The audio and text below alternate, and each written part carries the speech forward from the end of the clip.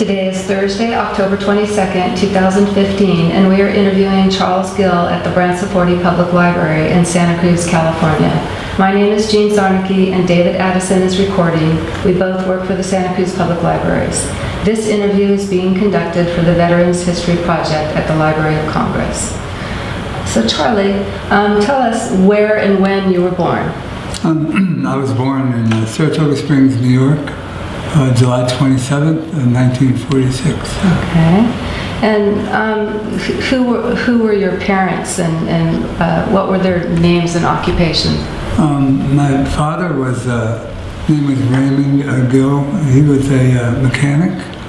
My mother's name was Alice Hines Gill, and she was a university administrator, both from middle class background, working class background, Okay. I should say. And what about your siblings? I had two brothers and one sister, me being the youngest. I had an older brother, Gerald. He's 73. My middle brother, who's since deceased, Raymond Jr., and then my sister, Diane, who's 70 years old. My father used to say one of the things that made him the proudest was that all three of his sons, anyway, served. So my oldest brother was in the Navy, and my elder brother was in the Army, and as well as myself. And what were you doing before you entered the service? I had just graduated from college. I went to a state teachers college in upstate New York, and graduated just previously in the summer of 1970, and trying to decide what to do next. And were you working somewhere as well? I was just working. I was working at my father's place of work, just for the summer. I had just completed a teaching credential, and I was trying to decide whether I wanted to try to get a teaching job, get a deferment, get a teaching job, or go in the military. And in which branch of the military did you serve? I served in the U.S. Army. Okay. And did you enlist, or were you drafted? Enlisted. Okay. Yes, I enlisted. Okay. And why did you decide on the Army? One of the major reasons, it was the first recruiter that I happened to run across. And so it's just, I decided I didn't want to go in the Navy. I'm not much of a swimmer, I guess. So basically, though, it was the first recruiter, that kind of got his hands on me. And they were offering, during that time, there was a short period of the war during that 1968 after Tet, when they were offering a 3 for 2, they called it. You could enlist for 3 with the option of getting 2 if the situation presented itself, and supposedly you'd get better duty if you signed. No promises, but possibly. So I decided to take that, and so I enlisted. And that was the one reason. The second reason was, and maybe the major reason was that I just felt like that I should have been. I just felt like somebody in my my age group, with guys going over there, that I should have been one. So. Understood. And what happened when you departed for training camp? Well, it was first of all, it was the first time I ever flown in an airplane. We didn't have very much money. I mean, we were kind of a tight budget family, so I hadn't gone on that many trips. So first time I had ever been in an airplane, and the flight was to Fort Dix, New Jersey, which was an hour flight or something like that to get to the base. I had I had gone to college, like I said, for 4 years, so I was more, in the eyes of a lot of people, a lot of the fellow recruits, I was older. I was 22 years old. The majority of those people were 17, 18, 19, and 20. A lot of 18 years old. So I had kind of seen a lot of, I'd say a lot of the world. So I kind of took it all in stride, I guess. It didn't really bother me that much, being away from home or anything like that. I'd been used to that. So I think it was easier for me than it was for. What was the basic training like? I wasn't in very good physical shape for, I guess, decent shape, but I mean, it wasn't that hard. It didn't seem that hard for me. I was a little bit more mature, a little bit more used to taking orders, I guess. So it wasn't that difficult. I didn't find it that difficult. Did you have any specialized training? No, no, they obviously didn't give me anything that they promised, when I signed up. So, okay. So no, which I pretty much expected anyway. I didn't expect that I would get any, preferential treatment just because I was, I had gone to college. So it was more about the physical training and. Right. Well, more about getting me enlisted. Once you sign the papers, then they decide what they're going to do. So again, I was old enough to know that, that was probably what was going to happen anyway. So, right. Okay. And where exactly in Vietnam did you serve? I served in two places. Well, I served in the lower half of the country, but I served initially in the Mekong Delta with the 47th Regiment of the 9th Infantry Division for about 8 or 8.5 months. And later I was rotated to a place called War Zone C in another, in the Highlands, farther in the north, for I think about 4 or 4.5 months. We operated throughout South Vietnam, throughout the lower half of South Vietnam, Cambodia, all the way to the sea, pretty much the whole lower half of the country. And what was your first assignment? The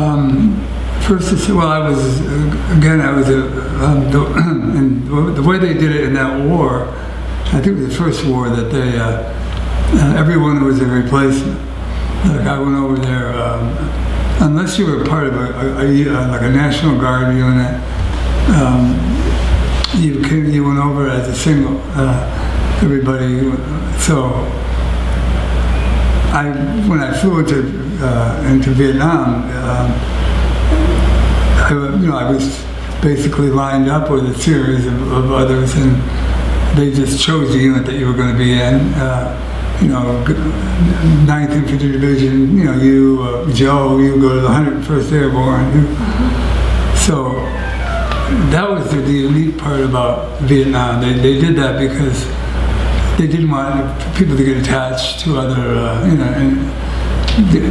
they wanted the emotional attachments lessened.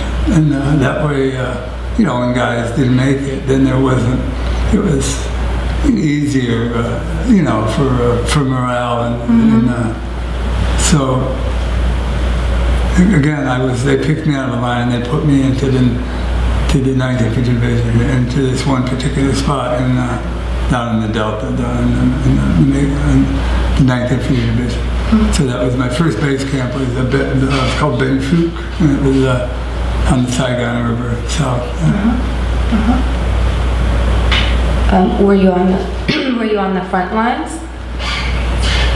Always, yeah. And what were your specific duties? I started out as when I was stateside, one of my duty assignments was to learn how to drive an armored personnel carrier, an APC 111, and so I was trained at Fort Knox to drive that and to swim that and all that, and so when I went over, the lowliest job was to become a driver of that.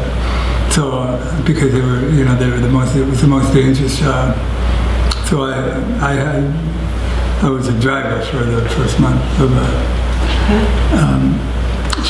and as soon as somebody below me, as soon as somebody, left the unit, I was able to get out of that job, and they made me a fire team leader, which is the next step up. It was that was a straight leg infantry with I was out of the track, and then so I went from that to fire team leader, and then later got promoted to I was a squad leader.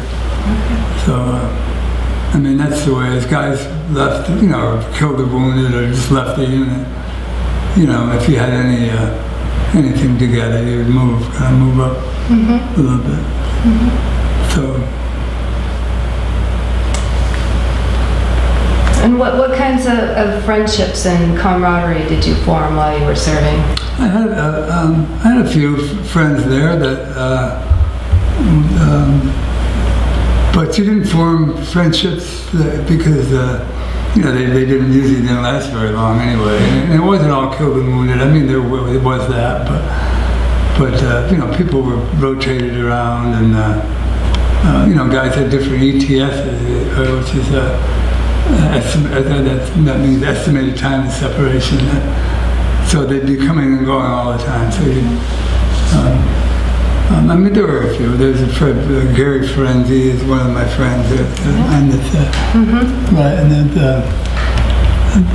two others there, and then that list that I don't really remember most of their names, but for the most part, yeah, you didn't. You were. That was the singular difference in that way, is that you were, it was lonely. You were one. You did everything. You were a unit. Just you. That was unique to that war. I don't think it had ever been used before, that tactic. But okay. Were you able to stay in contact with your family and friends back home?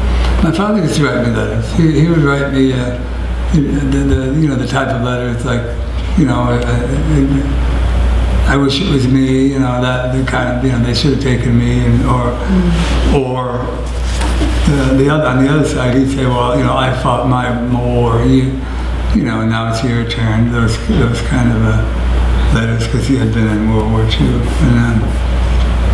and then my mother used to send me care packages, and that was about it. I didn't really have any correspondence beside that. And did you have any sort of recreation or off-duty activities? We were always susceptible to be called out. So like the unit I was in, it was a kind of a rapid deploy.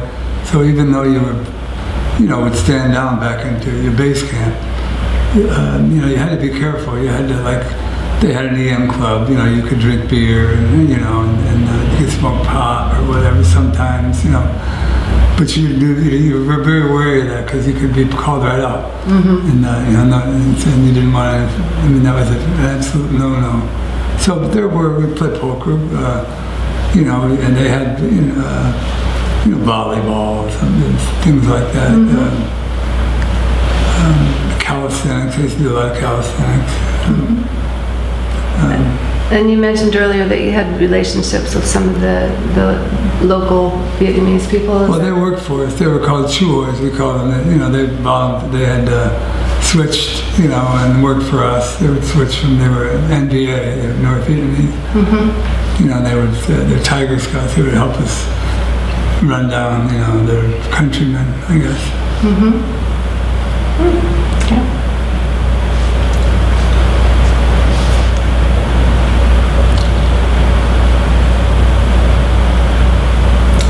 Are there any specific memories that you have that you'd like to talk about?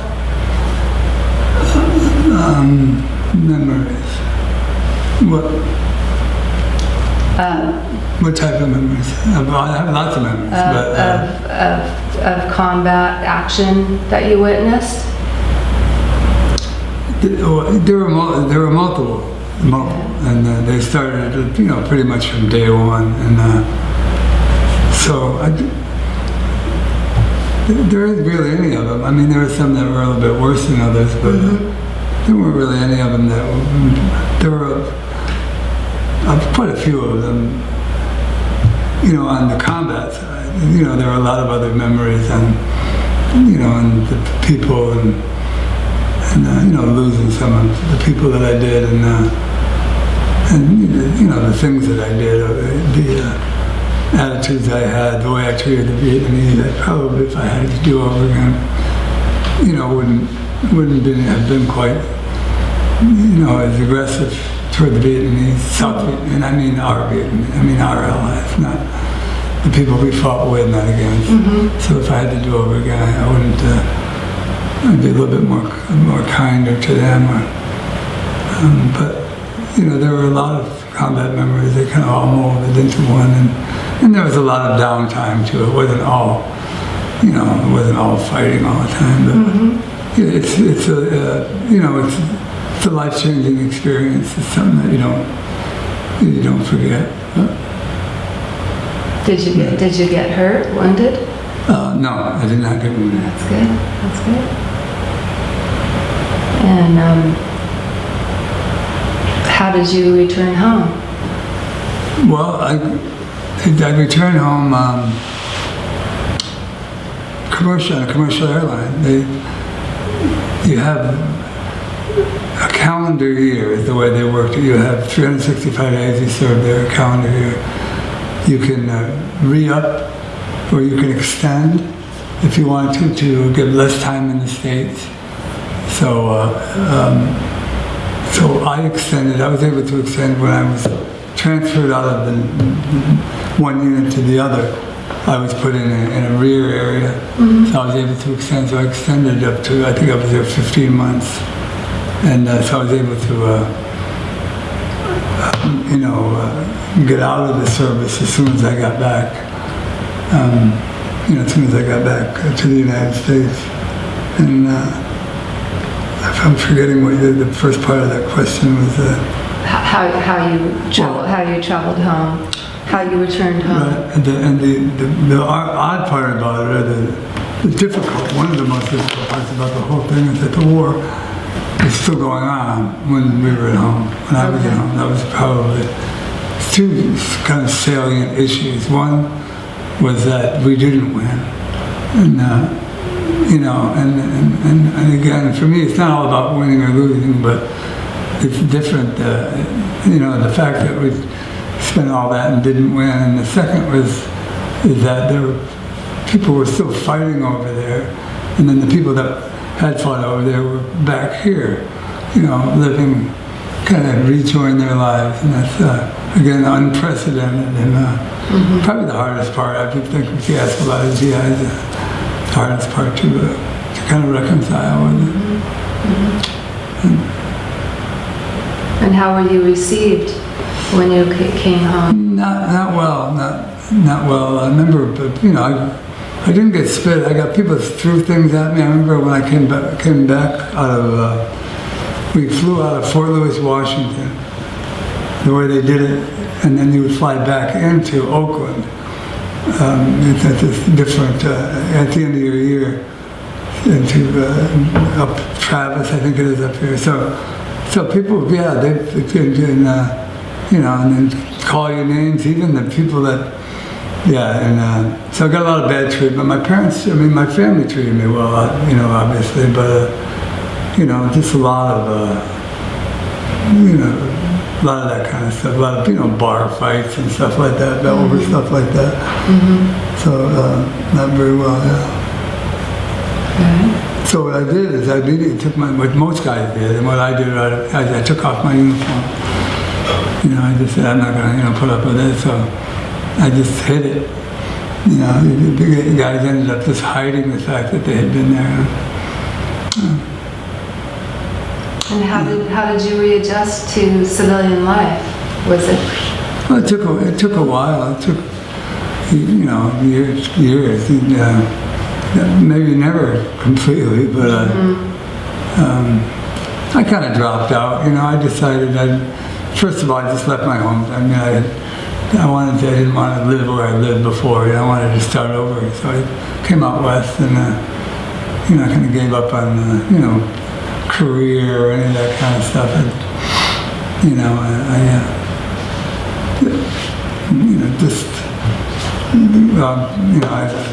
the words aren't coming here. I just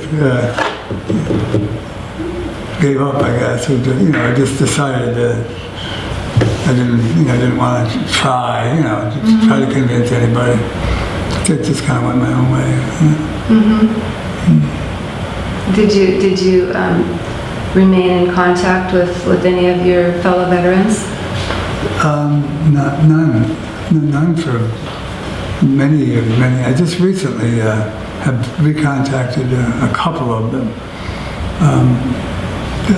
and I've met since coming back to the groups that they have here in Santa Cruz. I've met, I have Viet vet friends now. Most of my friends are Vietnam vet friends now.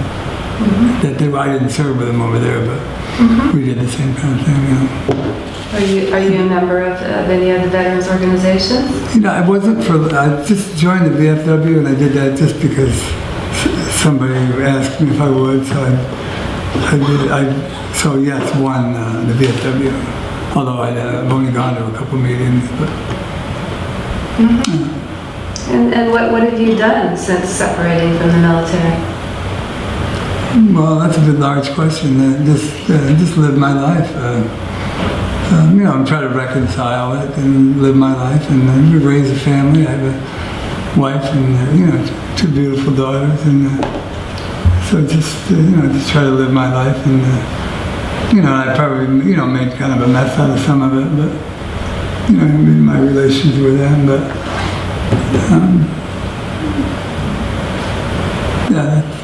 just kind of went on living, I guess. And how do you think your wartime experiences affected your life? How did they affect my life? Well, they affected it negatively for 25 years, probably. And in the last, I've become reconciled to it. I think in the last 10 or 15 years, it's, I think war in itself is kind of a personal, I don't look at it anymore as, this war or that war. It's, whether you should go or not go. It's more of a personal choice. So whether, I decided to go and my friend decided that he didn't want to go, or it's pretty much irrelevant. It's just about, so for me, I made the right choice. I mean, I wouldn't like not wanting to be sitting here, having not gone now. So that's the way I look at it. It wasn't great, but I wouldn't change it. No, I wouldn't change it. Were there any life lessons that you learned from your military service? Life lessons that had probably already been there before. Kind of loyalty, discipline, maintaining, loyalty, discipline, I don't know, honesty or what, it just, probably, nothing out of the ordinary, it's, I guess. And how do you think that your service impacted your feelings about war and the military in general? Could you repeat that? How do you think that your service impacted your feelings about the war or military in general?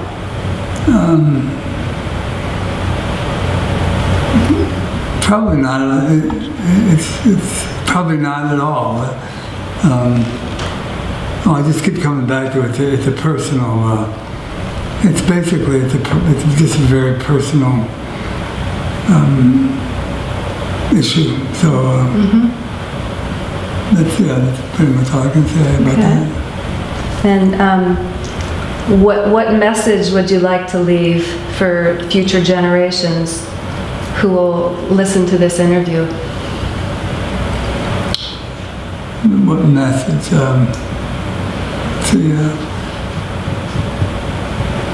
message, I guess, would be to, do what's, do what you consider to be right, for yourself, and whether you have a uniform on or not. It's follow your own, instincts, or follow your own instincts and loyalties, I guess. Is there anything else that we haven't discussed that you'd like to add? No, but I think I might have messed up that last couple questions because my mind was, I couldn't quite, sorry, but come up with the answer. But could we talk about your medals? Sure. Okay. It looks like you have quite a few medals here. Well, some of them are standard medals, and so this is, I think, is probably just a national defense. This is a.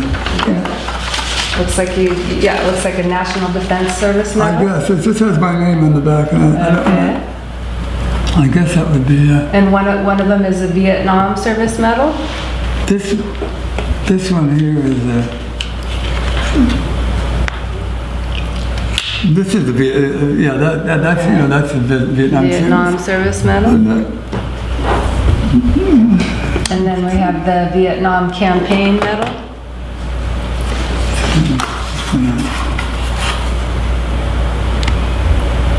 This is just, this is military merit, so I don't know what that means. But and you have a Bronze Star medal. This is a Bronze Star with the V. With the V device. Yeah, I don't have the orders. I had orders for all these, and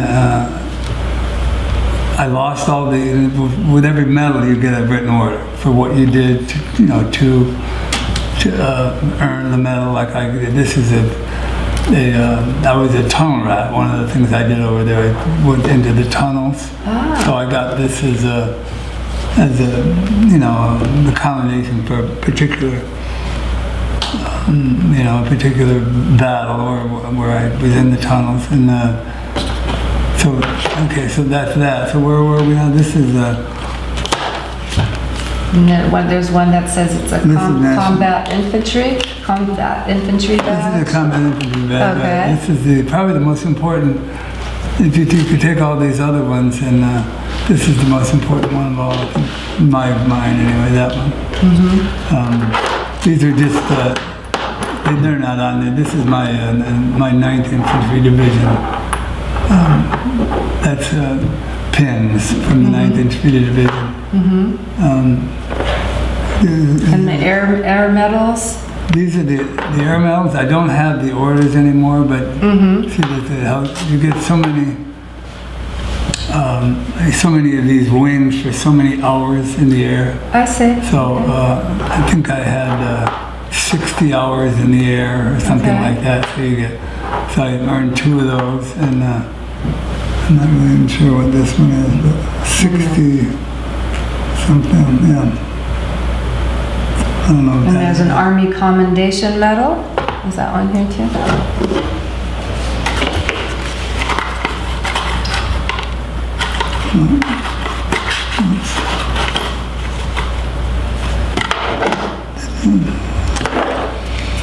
Well, that's just the national defense. National defense. Yeah, so maybe it's one of these. It just says the United States of America. No, that's the Vietnamese one. Sorry. That's fine.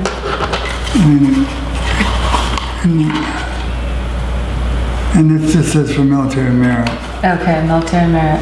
Is that the one? And that's actually the. It just has my name. It could be this one. It just has my name. Okay. That one is that's the cross pins of the infantry.